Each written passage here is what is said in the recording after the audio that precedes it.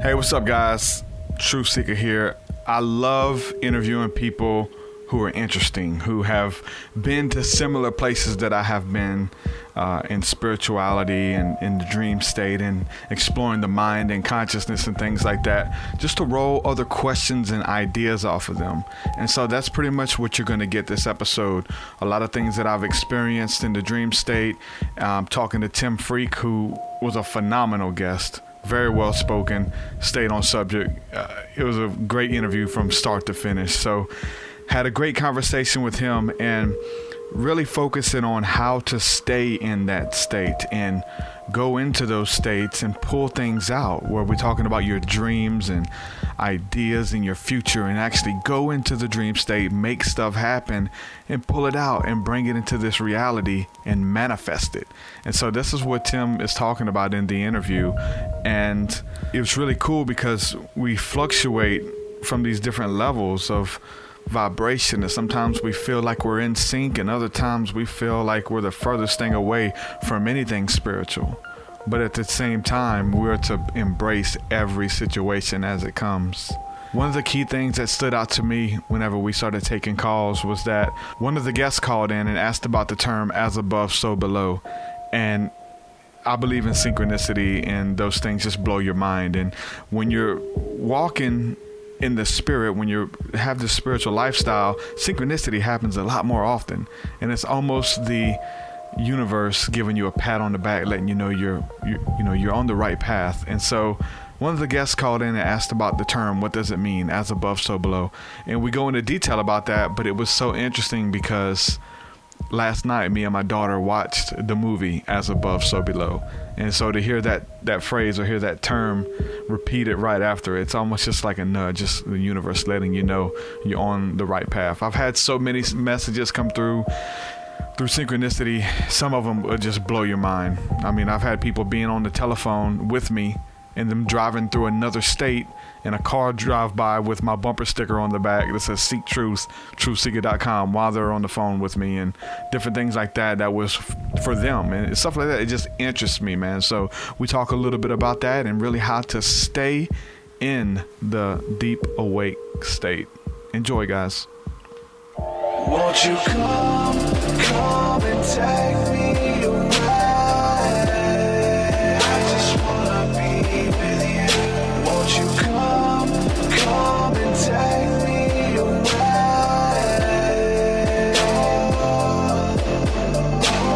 A place to walk on troubled seas, faith to stand when I don't believe. I just wanna be with you. Won't you come and take me away? I just wanna be with you. Won't you come? You are now locked into the TruthSeekah podcast, streaming live at TruthSeekah.com, your source for spiritual and inspirational music, teachings, and media. This show is designed to help you grow in your walk with Christ and advance the kingdom of heaven. And now, your host, TruthSeekah.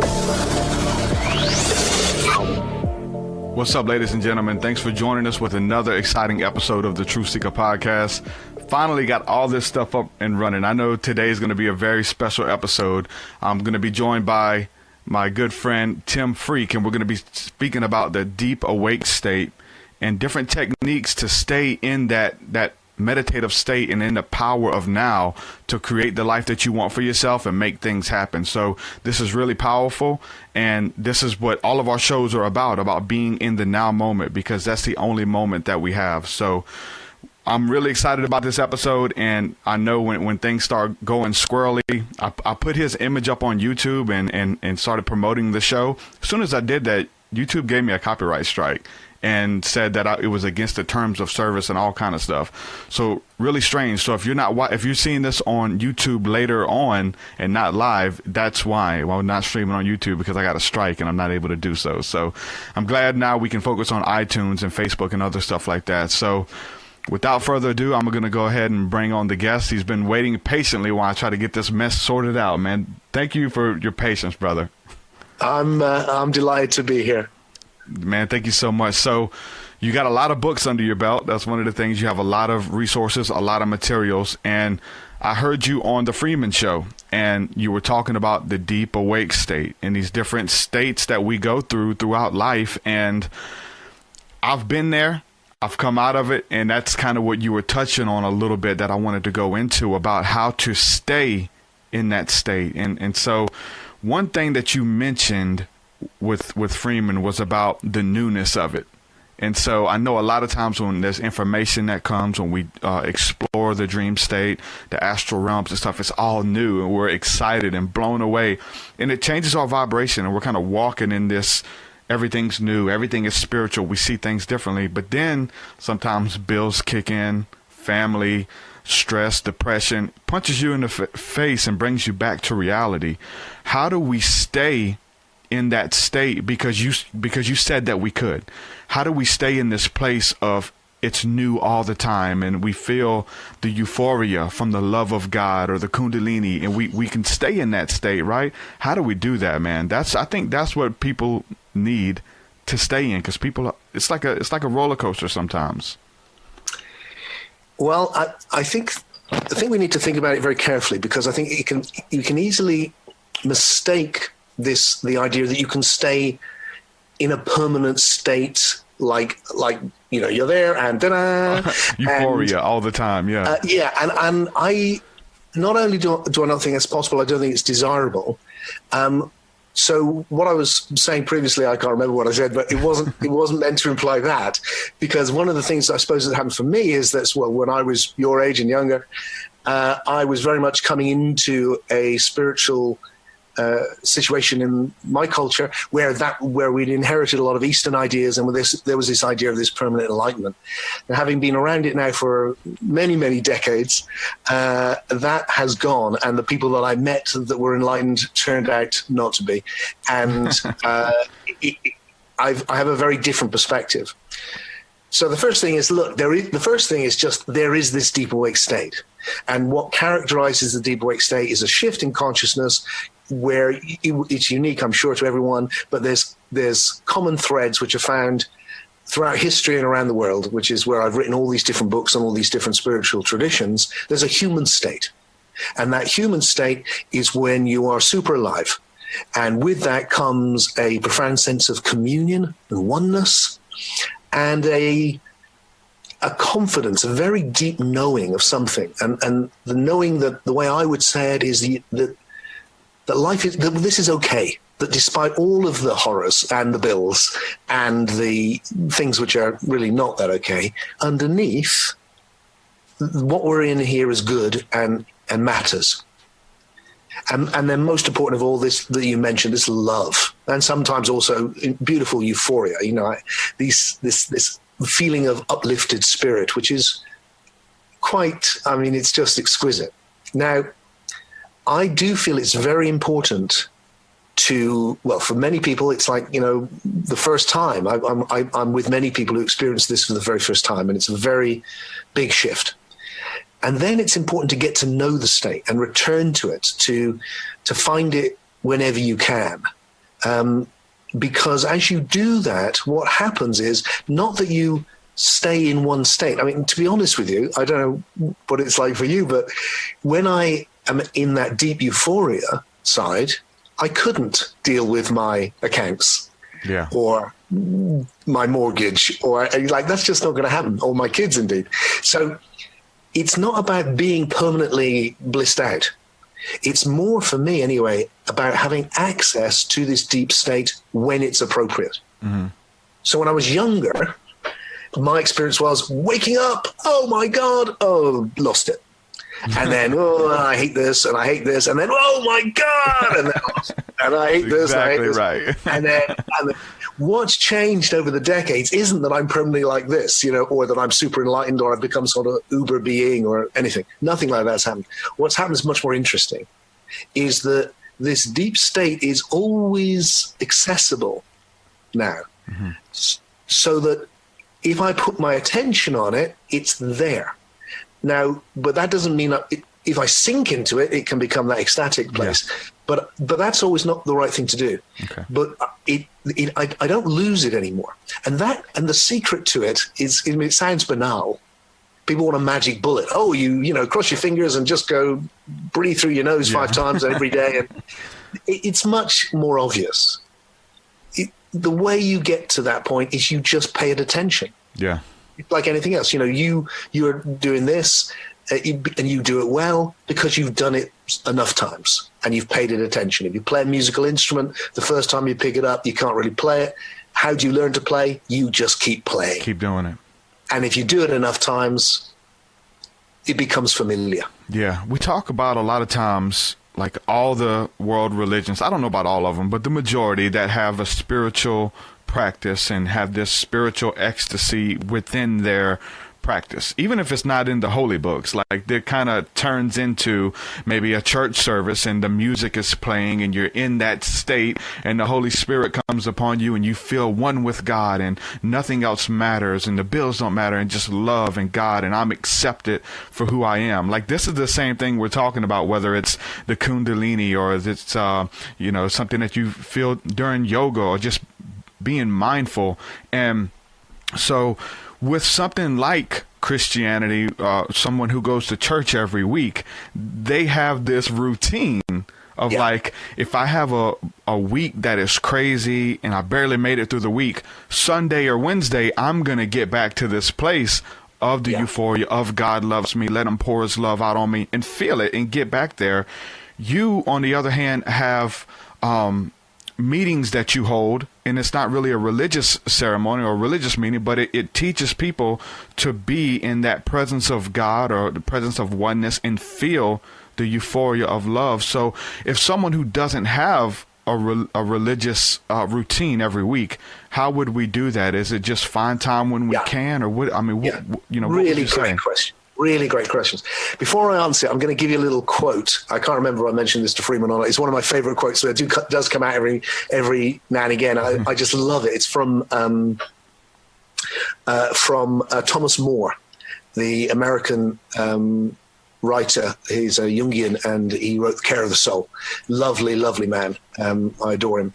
And in one of his books, he had this line, which I just love, and I love it. Really, because it's got words in I would never normally use, like absolute and unforgiving. I never use these words, but in this context, I'll just throw the quote at you, and I think it really captures something. And he said at one point, the soul has an absolute and unforgiving need for regular excursions into enchantment. I love that. The soul has an unforgiving and absolute need for regular excursions into enchantment. And that's what you're talking about. We don't live in the enchanted state. And it's right, we don't. We need to move between states. No one's awake all the time. Literally, you know, even the Dalai Lama goes to sleep at night. You know, our level of consciousness is fluctuating all the time. It's getting late here. You know, in a few hours, I'll be feeling tired. I might just want to watch some TV for half an hour and relax with my wife. I'm not going to be like, it's just going to be like, oh, right now I just need to chill. And that's okay. Yeah. So, you know, it's fine. But like you said, what you need to build in is regular excursions into enchantment so that you just remember on a regular basis. And if we do that, then the journey stays alive. If we don't do that, the journey goes black and white, doesn't it? It goes dead. And suddenly you're caught in it and it's on top of you and you've forgotten you're alive, and being alive doesn't sound very good. So how do you make sure that you stay in touch? That's where you need either a community or a practice. Now, the great thing with what's happening now is that these communities and practices can involve online connection, exactly like we're doing now. Exactly, yeah. It doesn't have to be your locality. It doesn't have to be, well, what's on offer? The religion you were born into. No more. Now everything is on offer. Yeah. So you can find the thing that's right for you. And what I offer is a way of connecting physically when we can with people, but also through these other things, which allows you to develop a practice of remembering. And the things which I teach, and you can go out right now if people are interested and download a meditation, which will take you half an hour, in the short ones too, if you haven't got long, you know, which you can do whatever you want, and it will take you to this deep awake state. And if you get used to it, and in fact, there's loads of them on there, because what it's about is about paying attention to your deepest being. It's about learning to notice who you are beyond your body, and that's easy. There's this deeper level to us, isn't there? You know, there's this body you can see right now waving at you. There it is. And then but actually there's something behind that. There's psyche, what used to be called soul. Yeah. Mind, imagination. There's something which is on another level. It's not made of matter, but it's connecting with you. These words are coming from it. So you're aware of that. And then this deep thing that really marks out all of the mystical traditions, all the deep traditions, is that there's even a level beyond soul, which gets called spirit or pneuma or nous or Atman in the East, or Buddha nature. Doesn't matter what you call it. And that's your being, which is your deep being as the experiencer of this moment. And the deep meditation is about paying that attention. And when you pay that attention, and as you learn how to do that, the deep awake state just arises of itself. There's nothing in the way. You don't have to get rid of your ego. You don't have to mortify your body. Everything, you just let yourself be as you are. You're fine. In fact, appreciate yourself as you are. Mm-hmm. And just notice this deep, deep level to your being, which is the witness. It's awareness itself, witnessing this moment. And if you find a way through meditation, and that's what I can offer, to come back into that deep being, there's this profound oneness and this incredible all-embracing love, which is just there, waiting to be discovered. What are some of the other things that you're able to pull out of that state? Because it's almost like you commune with your higher self, like there's something watching over you or guiding you that knows what you need, what your life journey is supposed to be. And when you go into that state, you get insight about what to do, and if you go deep enough, how to do it. You get the steps and things like that. That's beautiful because we're able to pull things out. We go in, pull things out, bring it into manifestation in our reality, which is beautiful practice. And I find myself teaching people that all the time and doing it, but we talk about it like it is this enchanted state, which it is, and there's a need for it, I believe. But what about the people who don't go to that state and they're able to do those things just fine, which is have a career, being, creativity, walk in their destiny and their calling, and they have never even stepped a foot in that realm, or not on purpose. Maybe they have. Maybe they, throughout life they've been, Yeah, maybe they have. And I think this is a key thing. One of the, I've been around, I had a spontaneous awakening when I was 12, and I've been involved in spirituality one way or another ever since. So that's a long time now. As I'm getting older, you can see by my beard, I'm, getting old now. And so it's been quite a few decades for me. And my relationship in that time with spirituality has changed considerably because it annoys me quite a bit now, to be honest, because it seems very stuck. And one of the things is that it sees this awakening as only happening to people who read spiritual books or do spiritual practices. People often say to me, "Who was your greatest teacher?" And when I answer, if I answer that with real honesty, my deepest teacher was my mum, who didn't read spiritual books, didn't think about philosophy, but just naturally inhabited this deep awake state and was full of love, and everyone saw it and was totally giving, and you could just tell. And she taught me it was natural. Now, for me, I've come at it through books and writing books and reading and meditation and Tai Chi and ayahuasca and God knows what, everything I could lay my hands on. But she didn't. She came at it a completely different way. And so what I see is that this awakening, which is happening, is natural, and it happens to people anyway.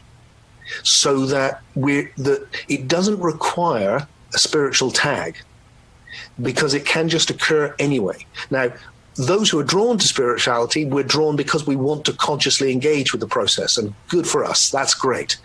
But make no mistake about it, the most awake person you might meet may not even think about any of this. Yeah. Because the telltale sign really is the love and that sense of connection with something bigger than themselves, which can go very deep. And they've done it throughout their life, either knowingly. Can be, and people can discover it. And so there really is, you can come at it through all these different spiritual traditions, and you can come at it through no spiritual tradition because it's inherent to what life is. Yeah. That's the big, enigma of it all is, we teach to go into those states and pull stuff out. But I'm like, people who aren't drawn to that, they're probably just like, what are you talking about? Like, you don't need all of that, but it's what works. It worked for me. See, that's the key thing. The important thing, it feels to me, is that each person has the deep self-empowerment to follow the thing which is right for them, because every soul is different, has a different past, has a different agenda. And mine is, I love philosophy. I love all of this. I suspect yours might be too, but not everyone. So what we need to do is contribute in this way. And if we're doing our best to manifest what is best in our souls to the world, then we can help other people do the same, even though they may be coming at it a very different route. Mm-hmm. So my experience is very much like, it sounds like yours is, which is, if the more I have cultivated this deep awake state, not as something, again, for me, it's not really a spiritual practice anymore. I do it because I like it. I do it because it's fun. I do it because it's what else would you want to do? It's like, do you want to live half a life? The older I get, the more alive I need to be, because you just think, I ain't going to be that long left, so I'm going to make the most of this. Yeah. And so I want to be alive as much as I can. I want to be as creative as I can. And these are the same thing. When I'm awake, I'm in touch with the creativity of the universe. So no surprising, I can see things in a different way. When I'm not so awake, then I'm much more likely to be caught in repetitive patterns. Yeah. And it looks like, I've got no way out. I'm just stuck in this thing. And yet the minute I'm awake, it's like, there's a million possibilities. Yeah. And like you said, you think it doesn't, the mind in spirituality, one of the things that pisses me off about it is that it has a real down on the mind. Often you'll hear the mind's a problem, or just stop thinking. I don't know what people are talking about. Yeah. The mind is a beautiful thing. Yeah. But like everything, it can be very repetitive or it can be lucid and clear and full of insight. And that's what happens when you enter a more awake state. The mind becomes this source of, that lovely, oh my God, look at it like this. Oh God, I've just thought we could do this. And that experience of insight. And behind it all, don't you think it's so important to have a confidence? It's actually faith in its deeper sense, not faith in a set of dogmas, but faith in life. A real faith that enables you to take a risk because you know that it's okay. It's okay even if you fail. Even death is okay. Yeah. And when you see that, when you realize that even death is okay, then you're free to actually live. That's the most profound experience that I had, even as a believer. Growing up in a Christian church and having my ecstatic encounters in that system. And then, the whole thing about Christianity, a lot of people come to it to kind of know where they're going to go when they die and have this, security in place. But even then, on a really strong psilocybin encounter, I went to that place where you go when you die. Like, that was what was communicated. This is where you're going to go, and it's okay. It's different. There's no humans here. There's energy, but you're here, but it's energy. And it was scary, but it was beautiful. And then overcame that fear of death through this really strong psychedelic experience. So, and I used to tout on being able to achieve those states without psychedelics or ayahuasca. You don't need that. You could do it through these strong states of meditation and things, right? And which I still believe, but I think that those deep ayahuasca encounters or psilocybin encounters are needed, and it is something almost totally different. Like, it's not the same thing, right? Yes. What was your big awakening when you were 12? Did it include the No, I was very lucky. I used to sit on this hill as a boy, looking at just this small town in the southwest of England where I grew up and where I still live, pretty close. And just looking at all these adults running around and thinking, why are they pretending they know what's going on? Because clearly they don't. Because we're in the middle of this breathtaking mystery. My feeling for as long as I can remember was I'm alive, and first and foremost, I have to know why. I want to know what this is, what I want to do, what I have to do with it, what's important, why is it like it is, all those questions. And I couldn't understand why anyone, I still don't, if I'm honest, I still don't understand why anyone doesn't ask those questions every day. Every day I wake up and there it is. I'm alive again. What the hell is this? What is it? What's going on? There's these sensations and thoughts and feelings and story, and what the hell is going on? And then the universe goes on forever, and you look up into the sky and it's 100 billion galaxies, and it's so mysterious.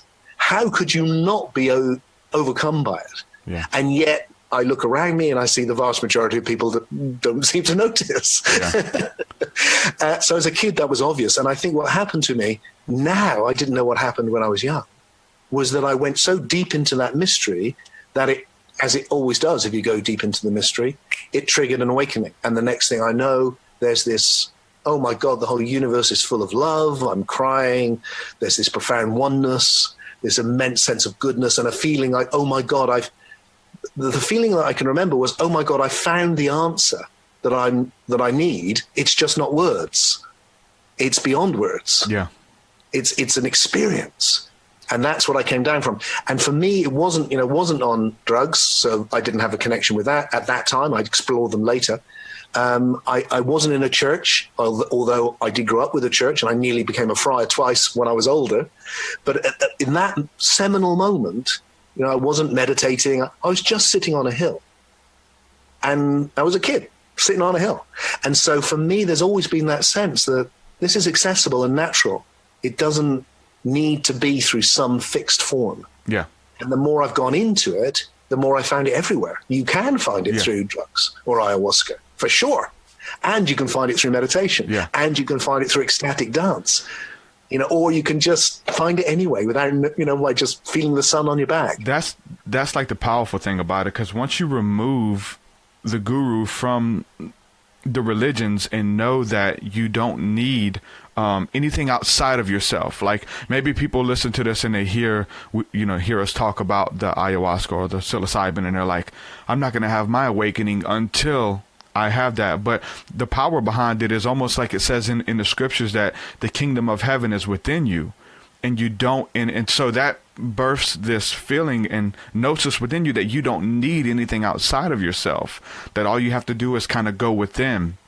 And even when we talk about meditation, maybe some beginners would be like, okay, how do I meditate? What do I focus on? But to kind of break that down is you don't even need that ceremony or that ritual of like meditation. You could just be going about your day and stop and focus on your breathing and bring all of your attention to the now moment wherever you are. People get overwhelmed in their day-to-day where they can't just create this special place of meditation and go in for 30 minutes or so, but you can stop and you can focus on your breathing. And for what it does for me is it pulls me out of the autopilot. I get on autopilot and days and weeks go by and I'm not conscious. I'm just in the routine of work, of rest, of work, of entertainment. And I was like, man, I haven't went into that state. I haven't brought my attention to the breathing or to the grass or the nature around you, which can easily like that. And you don't have to go in. You just stop and just focus, just that one moment. And there it is. You have it within you. You need nothing outside of you. That's the beauty of it. It really is. And what we offer each other from the outside is what I try and do is I go, look, I've had the luxury of, I've been a very, very lucky life. I've been able to experience this very deeply, write about it, So anything I can offer to others before I pass off to the next bit of the adventure, I would like to do that. Nothing special about me. We're all exactly the same. That's the point.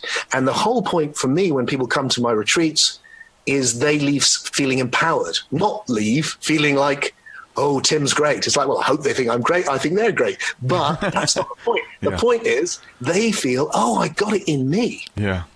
Because that's where you find it. And it's not, it's because the thing you're looking for is your deep being. And the great secret at the heart of every mystical tradition is it turns out your deep being is one with my great deep being and everything, the being of everything.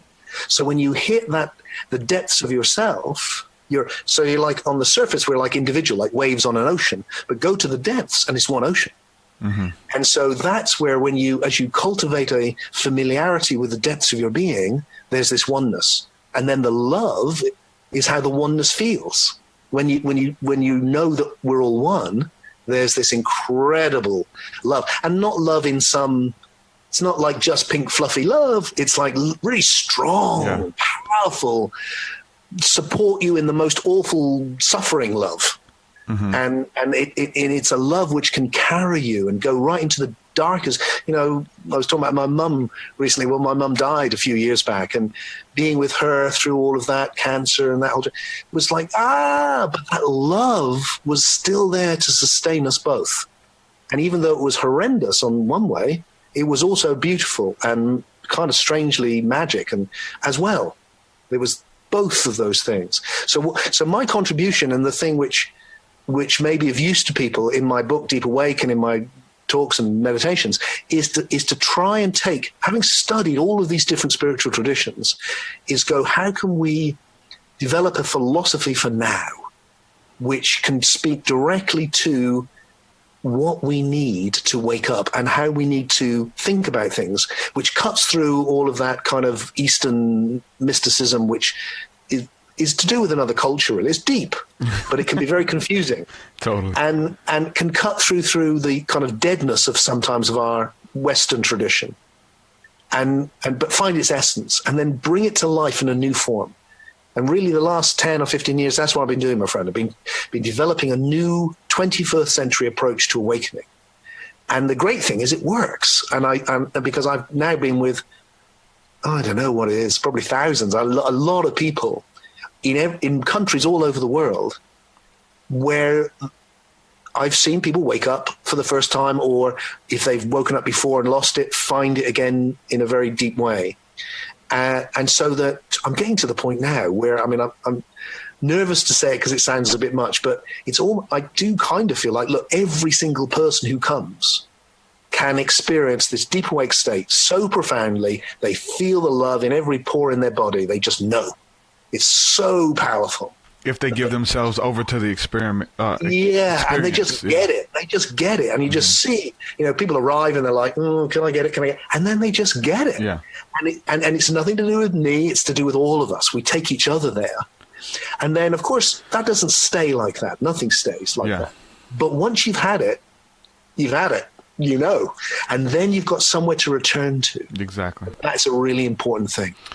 But it could happen now. It could happen to people just listening to this.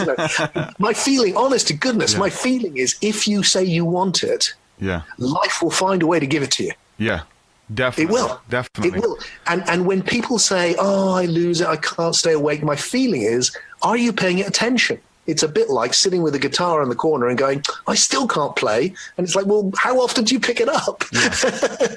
But if you want, and the reason I've had so much experience of it is because when I was very young and all the way through my life, I really wanted it. It was like really high on my list, the top. I want this. I want to know what life is. I want to know who I am. I want to experience that deep awake state, that oneness, that love. Whatever it takes. And of course, what life did was gave me loads of opportunities to experience it. Yeah. That's one thing that I can't say against organized religion, such as Christianity, because it's almost like they're preserving that. And my heart, I'm in all of the things that happen in like a charismatic or open church service, as far as like speaking in tongues, or, what I'm saying? What is it called? Glossala. Like, this is something that's practiced by every religion, and they're still doing it. So there's a beauty in, like, it's still being preserved. It's still teaching you to listen to the rhythm of the drum and go into hypnosis. Even they won't teach it like that. It is that they're still with keep in touch with that primitive side of our being, of something that's been practiced ever since we were here, to go into those states, man, and to go in there and come out with tears and come out crying and stuff like that. Like, what's the parallels that you've seen? Because I totally believe it's the same thing. When you feel that euphoria, I felt it in the Christian church, and I felt it during Kundalini yoga. It's the same thing. People get pissed at me in religion for saying that the Holy Spirit is the Kundalini, and it's the same thing, right? But that euphoria. So there's the difference. There's the difference, if there is one, which is not that they are different. It's just that people are involved in something which is a rigid dogma. Yeah. Think that's it. Whereas as you explore, you realize, it's all it. Exactly. It's all it. It's all saying the same thing. Yeah. Yeah, and it's all, but each one has a different tone of voice. And each one probably has a different problem that it hasn't dealt with. Yes. And an obstacle, which is, if you get into it, you'll find, that's not quite right, is it? Each one's evolving. Yeah. Each one you can get trapped in. Each one you need to move beyond. Yeah. And so the key thing is you making the journey. And my feeling is, that I was involved with, like I said, I almost joined a Franciscan friary when I was younger. I thought that I'm very close to doing that. I also had an Indian guru who at the time I thought was God. It turned out he wasn't. But I'm so grateful for each step, because each step took me further. The key thing is to keep moving, I think, to trust your own intuitions, but try and avoid, to begin with, it's hard, but it gets easier. Try and avoid thinking, this is it. Whatever it is, that the fake arriving is the only thing which stops you traveling. Yeah. As soon as you think you've arrived, you'll stop traveling. You're absolutely right. Everything's working. I'm good. I learned everything I need to know. Time to implement it without still going back to that state. Yeah, and it's going. Always fresh, isn't it? There's always a new challenge. There's always, how can you love in this moment? How can you love in this moment? Okay, now, I've just been through a whole lot of things with my accountant, like my worst nightmare. Money and tax, and I hate all of that. And then what do you know? It's come my way. So then it's like, well, how can you deal with that and not get lost? And each one becomes like, and I slip over and I get up, and there's a great description by one of my mentors when I was younger, who is now much, much older, Ramdas, the American teacher who was with Tim Leary with all of the LSD. Yeah. And, I remember him just saying in his experience, the spiritual path was step, fall, up, brush, step, fall, up, brush, step, fall. And it's like, that's, so rather than it being about why aren't I in anything the whole time, actually saying, look, the reason we're not in it the whole time is because you're evolving. Yeah. And evolution means you move forward, and moving forward means you see things you haven't seen before. So, when I was young, I wanted to be right. Now I want to be wrong, because every time I'm wrong, I learn something. Yeah. And something new opens up. And be okay with that too. That's a huge level. Like, no, I can't be wrong. And that's what's what's so beautiful about what you're doing. It's so innocent, is that you're not trying to get the followers. You're not trying to build the cult. You're not trying to say, okay, next week I'll be back and you guys have to come to me. It's like, I've given you what you need. Go out and give it to others. Almost like Jesus making the disciples, sending them out to teach everyone else, versus that's like, okay, guys, come back. I have something more for you. It's like, no, I'm giving you something within yourself. And there's such an innocence to that, because that's not taught by the other religions. Like, we have to have the people who come and eat from us, and we give them only enough to bring them back next week or whatever, and so that they're reliant on us. And then when people are in that system and they see that their guru or their leader is a regular human like they are, and that person falls, or they see them in a different light, many people lose faith in what they were taught because their leader fell or something like that. But what you're teaching is something that's independent for each of us to go out and do it ourselves. That's where the innocence is. And it's okay to be wrong. I don't have all the answers, but I'm giving you a technique that does. Like, if you go to this special place, it's called in the scriptures, it's called the secret place. To go into the secret place and pray, spend time with your Heavenly Father, and you'll know things. I think it's Jeremiah 33:3. It says, come into this place and I will show you things that you do not know and cannot find out.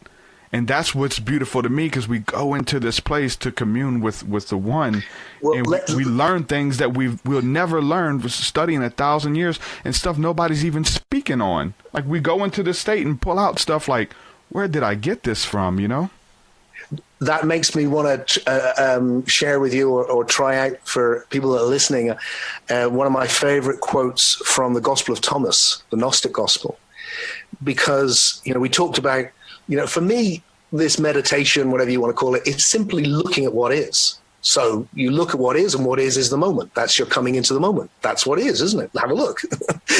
There it is. But also at oneself, to know yourself. So that's seeing, oh, look, I'm a body. There I am, really appreciating that. Yeah. Like, whoa, yeah, body. Feel the air on my skin there. Oh, we're having a heat wave. That's all sweaty. That's interesting. Look, oh, drips. Oh, that's interesting. Yeah. What's that?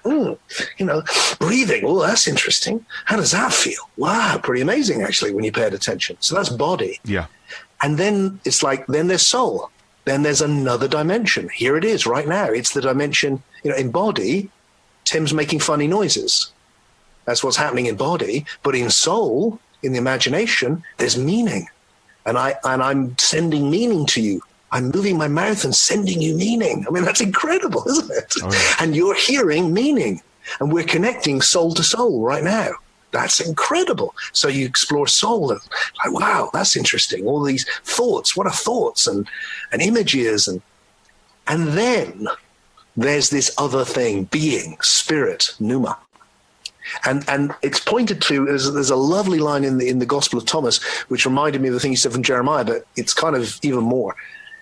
Jesus says, I will reveal to you what cannot be seen, what cannot be heard, what cannot be touched, and what cannot be imagined. And it reminds me, what I love it reminds me of a quote from the Upanishads, which is like 5 or even more 100 years earlier.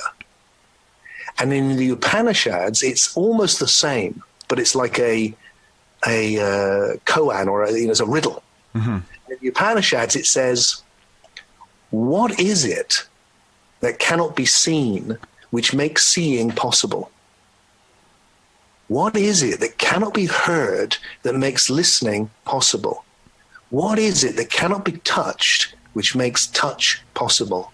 What is it that can't be imagined, which makes imagination possible? And what I love about those is I think what they're pointing to is our own deep being. Yeah. And our deep being is what's looking, but it hasn't got any shape, and it's got no color. Everything that's got a shape or a color is what it's looking at. But the thing itself, being, awareness, doesn't have any color, doesn't have any shape. It makes no noise. It's what's listening, but it makes no noise. It's what's feeling touch, but you can't touch it. It has no.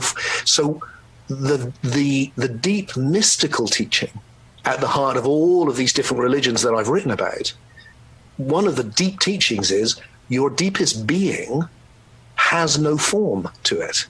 It's not in your experience.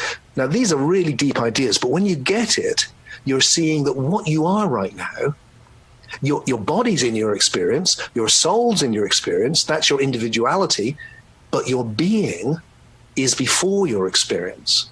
It has no form. It just is.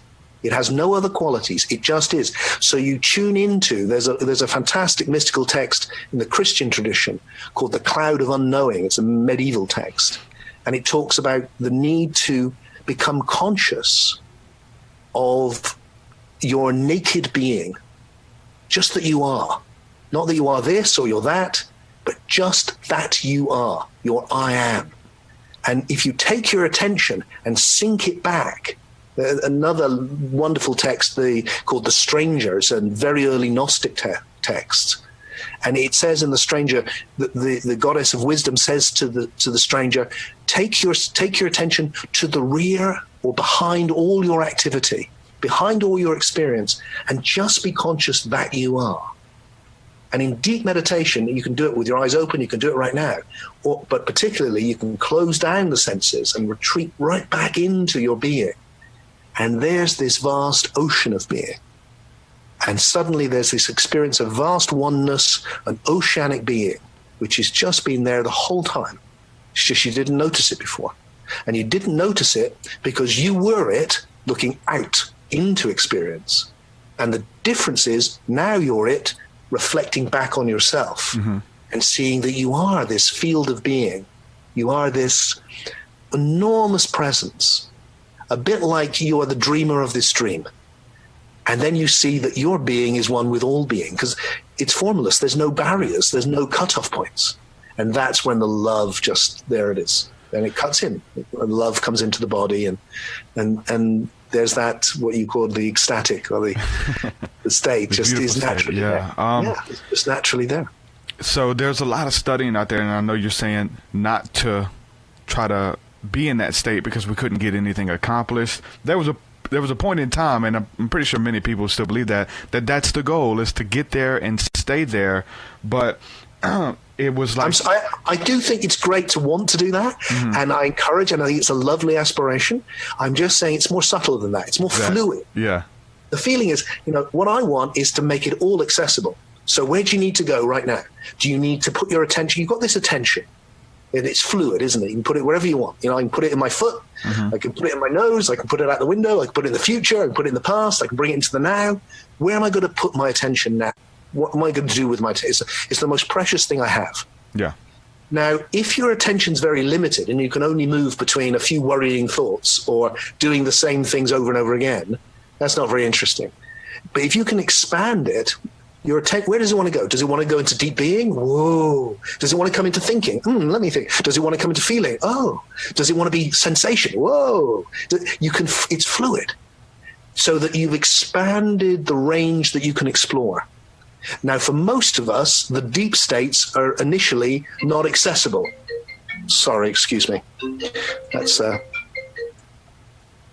the deep states are not accessible, so that we need to learn to be able to open them up.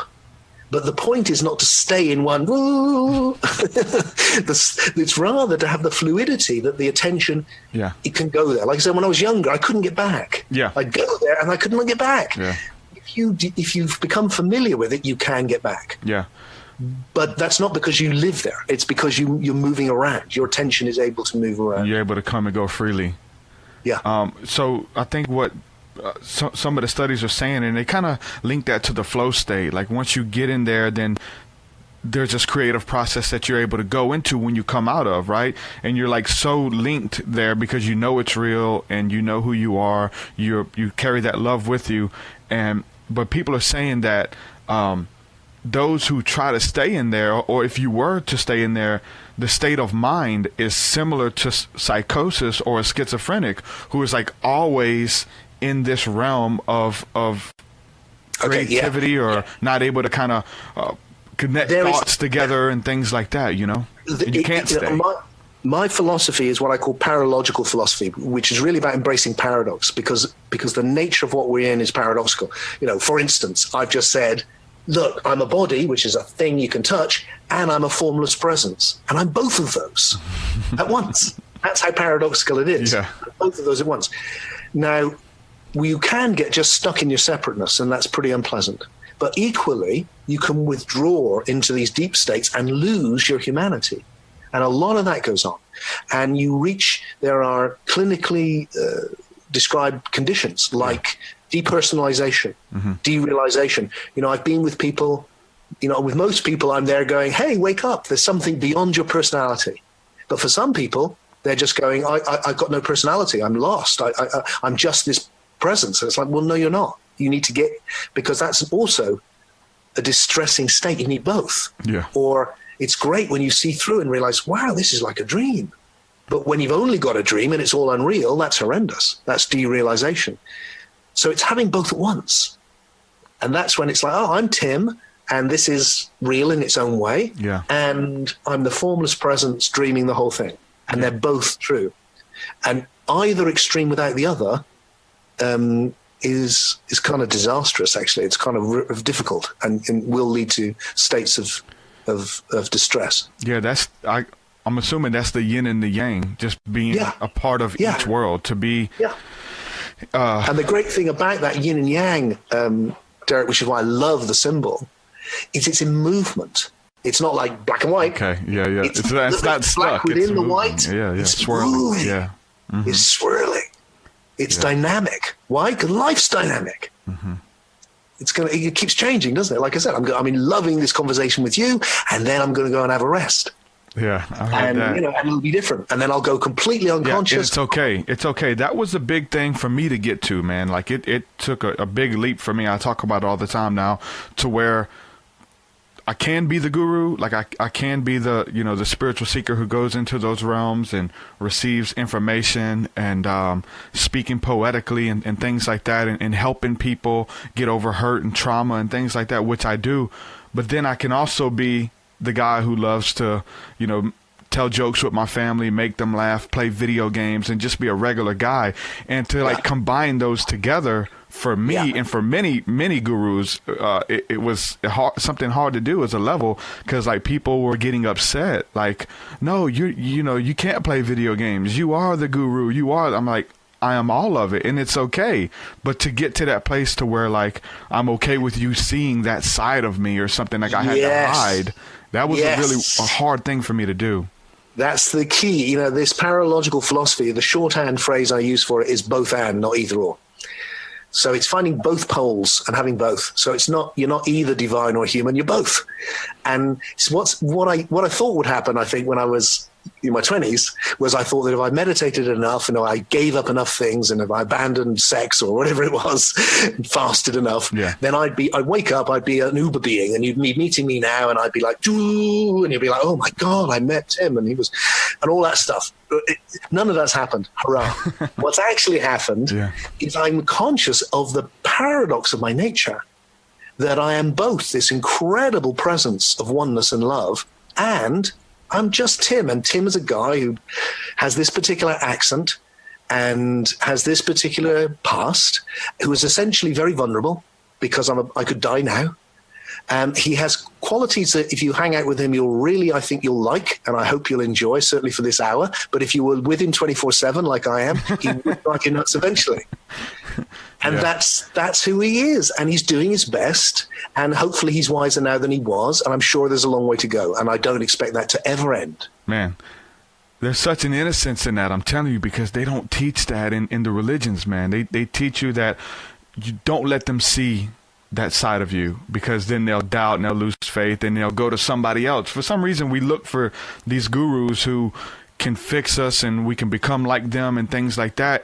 But then when we see the side of the human side of them, the humanity, and that they do put their pants on one leg at a time, or they do have those traits that, you know what, I don't like that guy. We lose faith in those people and we move on to another one. And that's the weird place a lot of seekers are, Yeah. And the irony of all of that is the biggest gift we can give each other is to be what we actually are. Because if we do that, we give other people the permission to be what they are. So if you really pushed me and you said, okay, Sim, you've said that all of these people experience this awakening when they come to your deep awakening retreats. Mm-hmm. Why? What's the deepest reason? Well, I'd say, it's the philosophy, it's the practices, and I think it is both of those. But the biggest thing is that I set it up right from the start that it's okay to be who you are. And I'm okay being who I am, and I'm not going to try and pretend to be anything other than I am. And I'm not expecting everyone to pretend to be spiritual and put on a certain voice or walk more slowly, or to be, be like, just to be. And so if you're loud and boisterous like I am, be that. If you're quiet, be that. If you're happy, be that. If you're feeling a bit sad right now, be that. And then everyone just relaxes into being who they are. And when that happens, you see other people loving how they are, but loving how everyone else is. You look at everyone else and think, wow, it's great that you're you. That seems so simple, man. It seems so simple. Like, just be yourself, be who you were created to be. But a lot of people who I deal with, and I guess I think a lot of it has to do with religion, that you can't be this or you can't like those things and like this. They don't mesh or whatever. I just got the phone with someone yesterday, and I'm just, be yourself, man. Be the authentic you, whatever you like.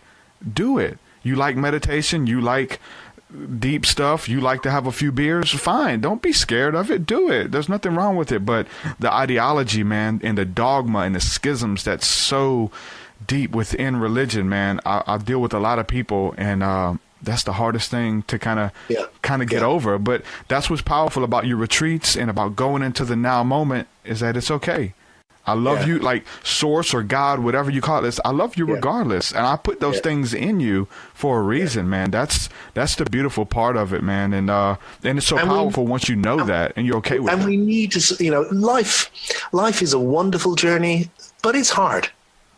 Sometimes there's regular times when, it'll catch you. And we need to, we're not one thing. You could meet me in one phase of my life and you'd think, wow, Tim is really arrived. And you could meet me a fortnight later and it'd be like, wow, Tim's in pieces. And it doesn't mean that I'm any lesser before or any greater. It's like, it's not linear like that. Yeah, you have to. And we've made this mistake, and it's particularly coming out of America, actually, I think, although Europe's very infected with it, we are here too, that somehow being awake is to do with being happy all the time or things always going right. Yeah. Well, if you haven't got what you want, it's your fault. You're not creating the life you want. That's all superficial.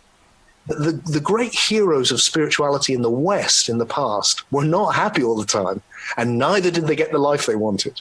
They were courageous adventurers. They were people who took on the challenge of being alive and discovering love, whatever it took. And bits of that, I'm sure, were fantastic, and often bits of it were really tough, and included things like they get called the dark night, or things where it doesn't go well, and you have to go through that. I mean, one of the great things about Joseph Campbell, with his ideas of the hero journey, is you get that. Look, some days you're walking through the meadow, other days you're walking through the dark wood. One's not better than the other. They're just different stages on your unique journey. And where someone else is doesn't mean they're better or worse. It just means that's where they are on their journey.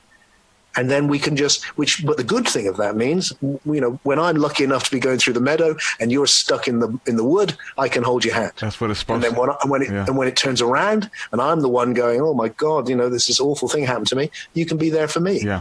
No judgment. I'm here holding your hand. Yeah. We're going to open up the phone lines. If anybody has a question for Tim Freke, if you have any questions for him, be sure to call in. We've got a few minutes left. What's so powerful about that is about loving them regardless, because, and maybe this is just religion, but I deal with a lot of people who are in or coming out of religion. And but when that person changes, like, okay, here's the Tim who's a guru. I love that guy. He's helped me so much. Here's the Tim who is telling jokes and laughing and everything, and they can't, connect those together. But I've seen it to where here's the healthy spiritual Tim, and here's the Tim who's battling cancer, and that person and it changes everything. And I don't know that person, and they withdraw. Versus what you just said to like, want to help them, want to be with them because they were there for you. They withdraw when that situation changes at all. Like they are just used to this constant, that's who I know. But when that person changes, they withdraw, even in the most subtle way. Like, okay, you said this about this, and now you changed the way you feel. I'm done with you. That's a really weird thing, and I'm assuming that it's something in religion, or maybe that's something that's deep down within humanity. It is. I mean, I think what I see these days is just different states of consciousness, and they're all changing and they're all moving. But so what happens with religion is it attracts a certain stage of consciousness. It doesn't matter which religion. It could be Christianity, it could be Islam, it could be Hinduism. It will attract a state of consciousness which manifests in that way, and then people will go that for a while until something deep within them goes, no, I need more than this, or they read the right book, or they meet the right person, and then they will see a crack and they will start to go out. And as you know, for many people, it's quite a difficult process. I wrote a book many years ago called The Jesus Mysteries, which was very controversial, was a big bestseller, and a lot of people freed themselves from fundamentalist Christianity by reading that book. And what really, it was lovely. I got a huge number of emails saying thank you, but too many of them at the end went, but my family don't speak to me, and neither do any of my friends, because they lost that community in stepping out. So I think it's a hard thing to do, but it's a state of consciousness which moves, and then out you come. The key way to avoid the things that you were talking about, I think, well, we've said it, both of us, I'm sure already, is just authenticity. Yeah. If we just meet See, for me, when I meet like you now, we meet as life explorers. You know, I have a different life experience. I'm older. I've got certain things which that may give me, but you've also got a different life experience. You're younger. That gives you certain things which I haven't accessed. So that there's a fundamental equality between everyone, and then this diversity of experience. And we share what we've got. And certainly for me, part of that sharing is I'm going to keep learning. So don't expect consistency.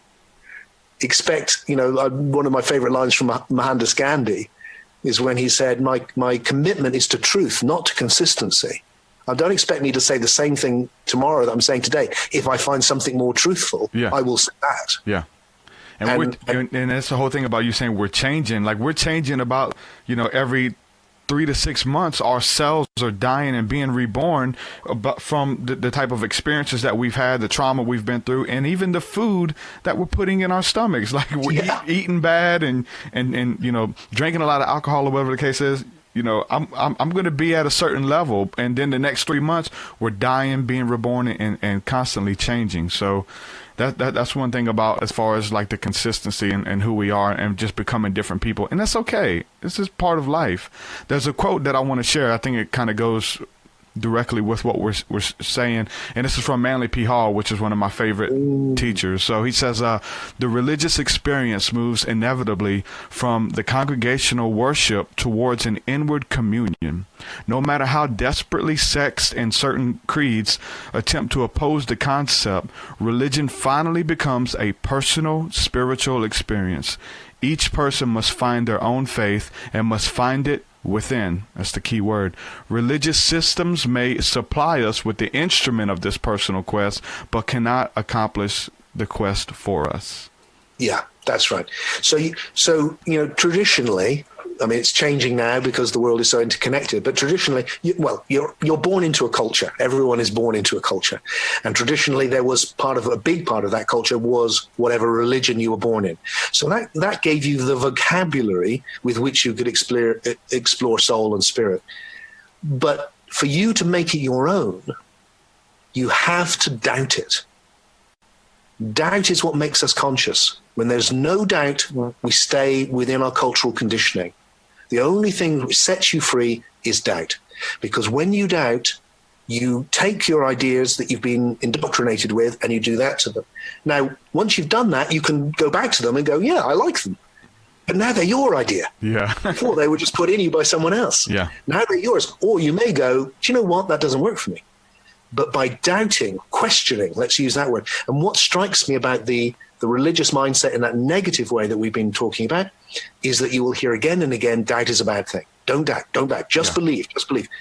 Because and that's what's holding everyone back.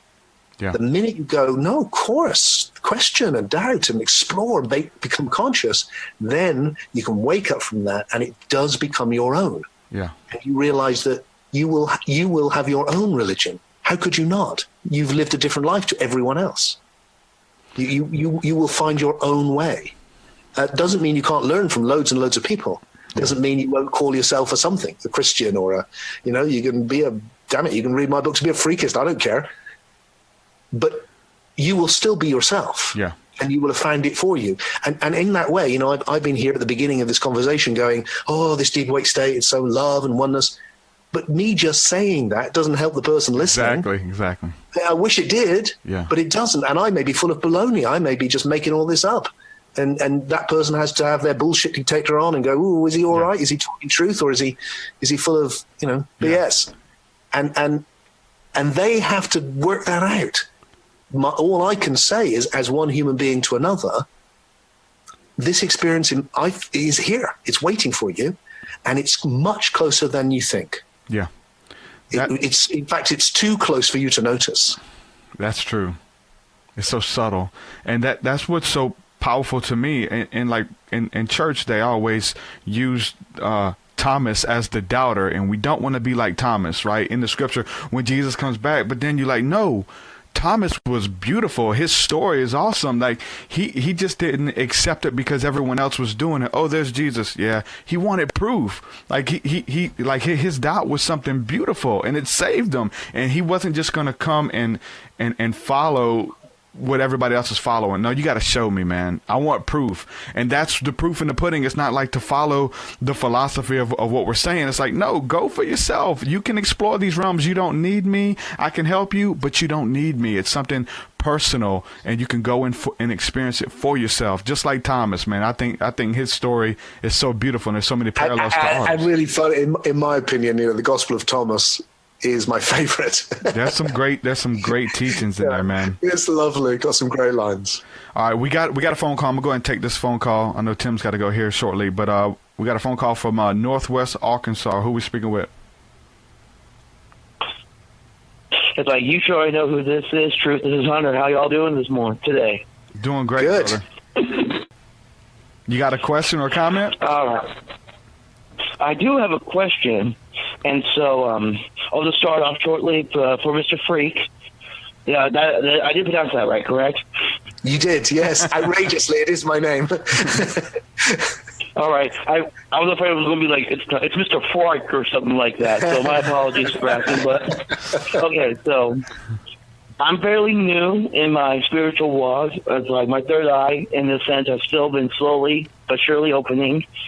And one of the things that's been something that happened to me recently is I listen to TruthSeekahs podcast a lot when I'm at work. One of the things that has been sticking out in my mind lately is I keep on hearing the phrase, as above, so below. And ever since I started hearing it, it seems like no matter where I go, I keep on hearing that phrase, and sometimes it feels like someone's whispering it to me, but there's no one around. I keep on hearing, like, as above, so below, as above, so below, as above, so below. So it's like, I've never quite understood. So what exactly does that mean? Okay. Great question. As above, so below is a phrase from the Hermetic tradition. The Hermetic tradition is a mystical tradition which has its roots in Egypt, in ancient Egypt. Its teachings are attributed to a mythical sage called Hermes Trismegistus, who is also known as Thoth. And it became particularly popular in the Renaissance in Italy, and then swept across Europe. And really, the whole of Western culture has arisen from the Renaissance means rebirth, and it's the rebirth of this ancient pagan Hermetic knowledge, this ancient wisdom, of which as above, so below is part of that. The phrase is partly to do with astrology. It's the idea that the stars represent a pattern for our lives, and that there's a correspondence between what happens in the stars and what happens on Earth.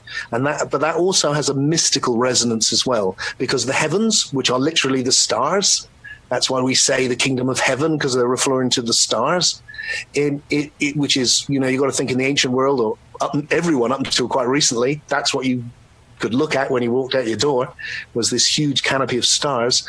So it's the idea that there is another dimension, another world, a world of soul, which as we said earlier, we're all experiencing, a non-material world where you're understanding the meaning of these words in the non-material world now, is the idea that that is the other realm, and that what's happening in that affects what's happening in this, and that you need to bring the two of them into harmony with each other, so that as above, so below, and also as below, so above. But you're taking the higher and bringing it into life.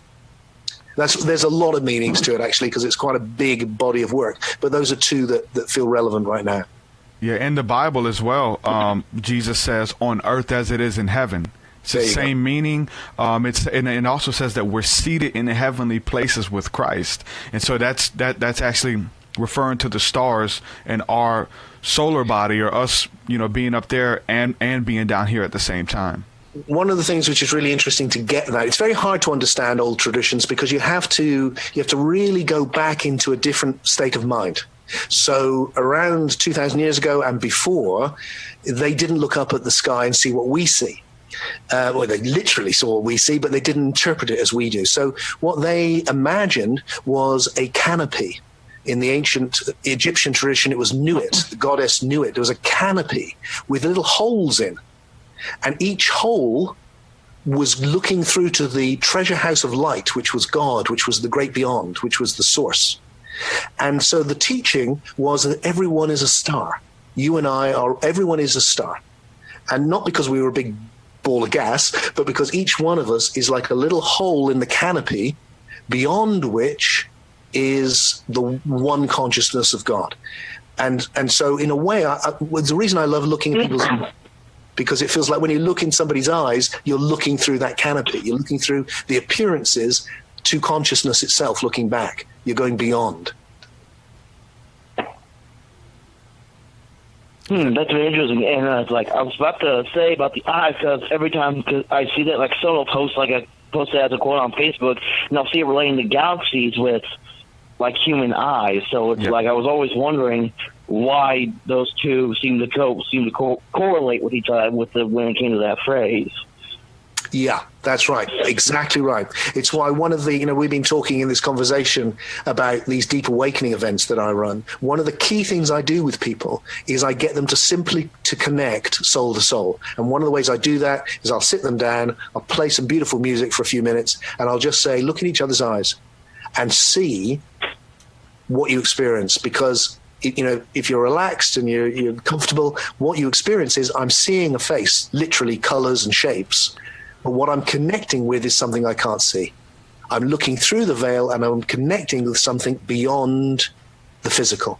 And it's really obvious. And if you look deeply enough, you see that you're looking at being looking back at you. And there's this incredible oneness. You're just looking at somebody's eyes, and the next minute, there's one of you. And if you do that with a lot of people, and that's what I often do, I'll get people to do that with person after person after person in a beautiful environment with some lovely music, so you feel really cool and relaxed. Then really the transformation that can happen, because you're just looking through the veil. It's like, oh my God, I look through in you. And then there's another one. Oh my God, I look through with you. And you're looking at something. And although that's actually happening all the time, it's happening right now. By putting your attention on it, you see the reality of it. And when you see the reality of it, that's when this deep awake state will just open up. The eyes are the window to the soul. It's so true.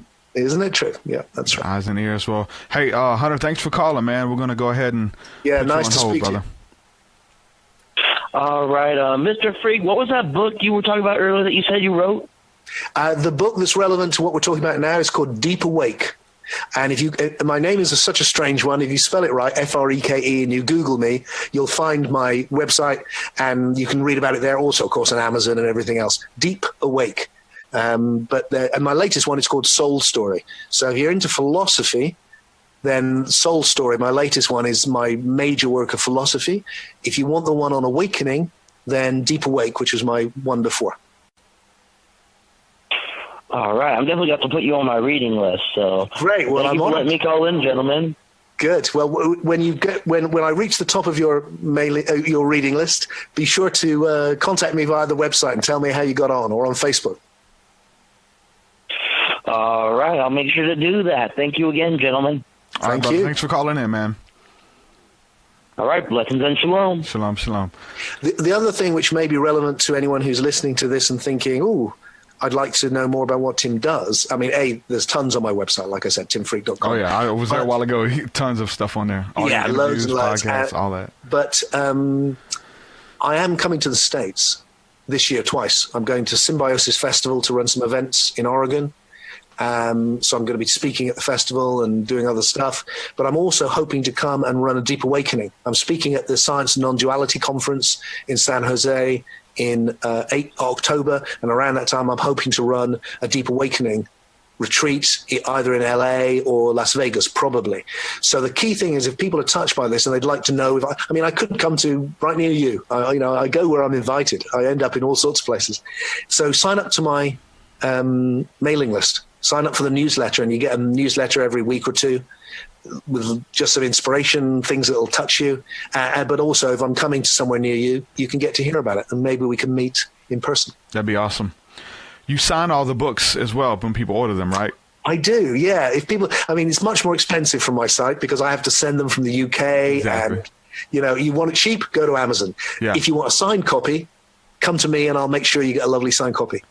Awesome. Yeah, we got links in the description as well about getting on there as well to do that. So, Tim, great. Man, thank you so much for coming on, hanging out with me. I've enjoyed it, and it was a beautiful episode, and there was a lot of knowledge that was shared, and I'm sure, if anything, it sparked people's interest in what we're talking about. And there really is so much power in going into that meditative state and just experiencing oneness and taking that with you on your day-to-day, man. Yeah, it's been a delight to speak to you, my friend. I'm very pleased you're doing what you're doing in the world, and it gives me great hope for what's coming when I see what yourself and others in your generation are doing, and it fills me with hope that we can bring about the sort of transformation we need to see, both for the sake of ourselves, our humanity, but also the planet we're inhabiting and the future of our children and their children. Awesome. I agree so much. So thanks so much for coming on, and we will speak again very soon, my brother. Blessings. Thank you. Tim Freke, ladies and gentlemen. That was a good episode, and I'm glad that I got to speak with him, because I'm telling you, like, there was so many distractions. There were so many things going on with my computer. As soon as I put this on YouTube, I got a strike on my channel, man. It's crazy. YouTube is insane. YouTube has it out against me. There was nothing in it. I put his image and his name there, and it said that it went against the community guidelines. We've heard that before, right? So I'm glad that we're using iTunes and all this other good stuff, Facebook for now. But so that happened, and then as soon as he jumped in the stream for the chat, the computer messed up, and I couldn't access the internet. I couldn't access it through Explorer or Google Chrome or nothing. It wouldn't even pull up, man. So I had to restart the computer right when we were supposed to go live. So I thank him so much for his patience and just working with me. But I'm glad we did it. I'm glad we didn't reschedule, because there was so much information and knowledge and just inspiration in general for you guys in this episode. Even for me, like I enjoy picking these people's brains as well, because like, the main reason that the podcast was kind of birthed was me researching a lot of work, Jordan Maxwell, Tricia McCannon, some of these people James Gilliland, people I was watching hours and hours and hours of while I was having my awakening, and I wanted to have them on. So I was actually able to talk to the people on the podcast and pick their brain about stuff I learned in their presentations or their interviews, and kind of go in, you know what I'm saying, the same direction and ask deeper questions about it. So out of that, stuff was sampled in my music, all these people's names, and I got to interview these people, which is awesome. So the podcast essentially is an extension of the music. So I thank you guys who support, and how you guys have gotten here is really cool. Some people have approached the podcast just because they're fans of the people we interview. Some people are listening and watching now because they enjoy my music, and my music has set them on a path of spirituality, and they've undergone levels of awakening from listening to my music, and which is so beautiful. And everybody has, this different perspective of what's taking place during these conversations, man. So if anybody has any questions or comments, let me know. So make sure that you subscribe on iTunes if you're watching on Facebook or whatever. Subscribe on iTunes or on Android. There's a bunch of podcasting apps, and we have all that listed in the show notes. Just click on subscribe on Android, and you'll be able to do that with a cool podcasting app. I like Stitcher. Stitcher's pretty cool. It's free. And so thank you guys for all the support. Everybody who is supporting through Patreon. We're getting a lot more people subscribing there, becoming a member, and you get extra perks there. Those of you who listen to the music, you get unreleased music. You're going to get extra podcasts. We're going to have you get my book. My book is on there for download, PDF. So I'm trying to, get creative and add more stuff to that as well. So patreon.com/TruthSeekah. It helps to pay the bills, and essentially you're partnering with me and my music to create more music videos, do more podcasts, and do them more often, because it takes money to run all this stuff. And thank you guys so much. So if you want to become a member and support what we're doing, join the team, patreon.com/TruthSeekah. I love each and every one of you guys. Thanks so much for hanging out with me, watching this interview, and we will connect and be back very soon. Shalom, shalom. Peace. Your way so much higher than mine, so much higher than mine, so much deeper than mine, so much deeper than mine. Well, that does it for this episode, folks. To hear more episodes of the TruthSeekah podcast, head over to TruthSeekah.com. And if you're wanting to support the show and get rewards, go to our Patreon page at patreon.com/TruthSeekah.